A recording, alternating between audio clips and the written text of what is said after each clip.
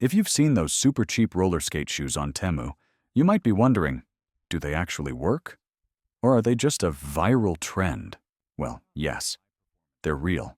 And no, they're not some high-performance roller skates. These shoes are basically inline skates built into a sneaker-like design. You strap them on like normal shoes, and the wheels are already attached, so you can roll around without carrying separate skates. Great for casual use, right? Like walking around the park or teaching kids how to balance. But here's the deal. The quality is pretty basic. The wheels aren't smooth on rough pavement, the brakes feel weak, and some people say the ankle support is almost non-existent. Also, don't expect them to last long, especially if you're skating regularly or on uneven surfaces. So, should you buy them?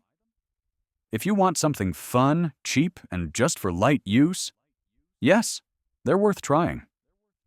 But if you're serious about skating or want something durable, save up for a real pair of inline skates. Let me know if you bought these from Temu. And if you found this helpful, hit like and subscribe. New reviews drop every week. See you next time.